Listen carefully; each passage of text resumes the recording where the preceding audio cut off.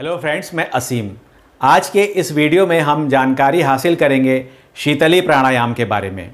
जैसे कि इसका नाम है, इसको करने से आपके शरीर में ठंडक बढ़नी शुरू हो जाती है, आपको शीतलता का अनुभव होना शुरू हो जाता है।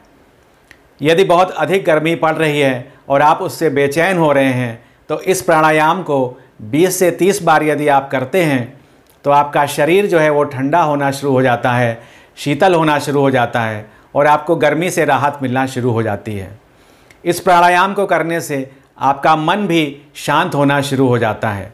यदि आपको घबराहट हो रही है, आप तनाव में हैं, तो इसको करने से आपका तनाव दूर होना शुरू हो जाता है।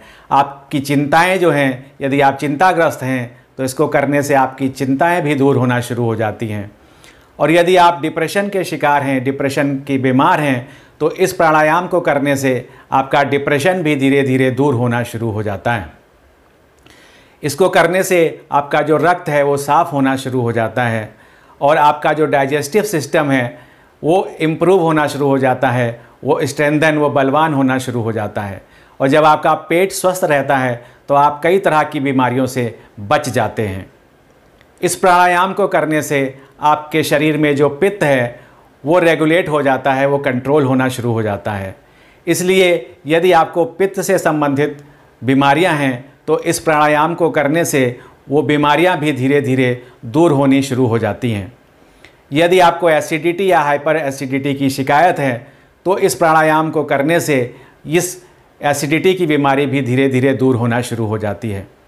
इस प्राणायाम को करने से आपकी नेत्र ज्योति जो है वो बलवान होना शुरू हो जाती है और आपके नेत्र रोग भी दूर होना शुरू हो जाते हैं।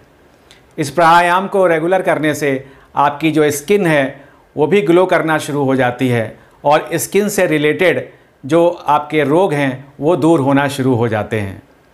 इसको करने से आपके जो स्प्लीन से संबंधित रोग हैं वो भी दूर होना शुरू हो जाते हैं। यदि आपको हाई बीपी की शिकायत है तो इस प्राणायाम को करने से आपका जो हाई बीपी है वो कंट्रोल, वो रेगुलेट होना शुरू हो जाता है और धीरे धीरे आपका बीपी नॉर्मल होना शुरू हो जाता है।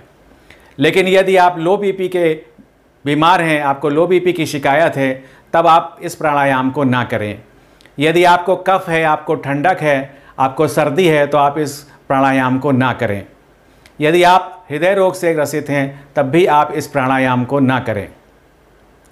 दोस्तों, हमने इसके लाभ के बारे में जानकारी हासिल करी और हमने ये भी जानकारी हासिल करी कि हमें किन किन स्थितियों में इसको नहीं करना चाहिए। यदि सर्दी का मौसम है तब भी आप इसको ना करें, क्योंकि इसको करने से आपके शरीर में ठंडक बढ़ेगी और फिर आप असहज हो जाएंगे। तो अब आइए जानते हैं इस शीतली प्राणायाम को कैसे करते हैं। वैसे तो जब हम सांस लेते हैं तो अपने नाक के द्वारा लेते हैं, लेकिन जब हम नाक के द्वारा सांस लेते हैं तो ये जो वायु है वो धीरे को हल्की हल्की गर्म हो जाती है। लेकिन इस प्राणायाम में हम जो सांस है वो जीभ के द्वारा लेते हैं और क्योंकि जीभ थोड़ा गीली होती है, मॉइस्ट होती है, इसलिए जब आप जीभ के द्वारा सांस लेते हैं तो वो जो वायु है वो उस मॉइस्चर को प्राप्त करके थोड़ा ठंडी हो जाती है और फिर ये ठंडी वायु आपके शरीर में प्रवेश करती है और फिर आपके शरीर को शीतलता प्रदान करती है।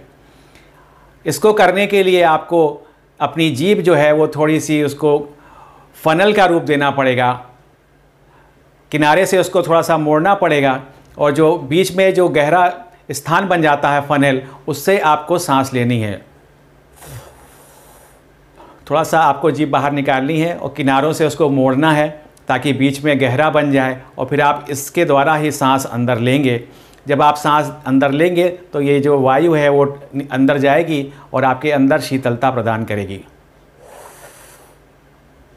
आपको क्या करना है, इस जीभ से सांस लेना है। जब आप सांस ले लेंगे तब आप अपने मुंह को बंद कर लें और सांस को अंदर होल्ड करें। जितनी देर का आप कर सकते हो आप अंदर इसको होल्ड करें और जब आपको होल्ड ना कर पाएँ, यदि आपको सांस बाहर निकालनी हो तो मुंह बंद रखें और अपनी नाक के द्वारा ही सांस बाहर निकालें। यानी आपको जीभ से सांस लेनी है, फिर अपना मुंह बंद करना है और फिर अंदर उस सांस को रोकना है और उसके बाद जब आपसे सांस ना रोकी जाए तो उसको आपको नाक के द्वारा बाहर निकालना है। ऐसा आप 3 बार, 5 बार, 7 बार या 10 बार कर सकते हैं और फिर धीरे धीरे 20 या 30 बार कर सकते हैं और जब आप इसको ऐसा करेंगे तो जैसा हमने इस वीडियो में बताया, आपको उन सब बीमारियों से छुटकारा मिलना शुरू हो जाएगा और आपको स्वास्थ्य लाभ होना शुरू हो जाएगा।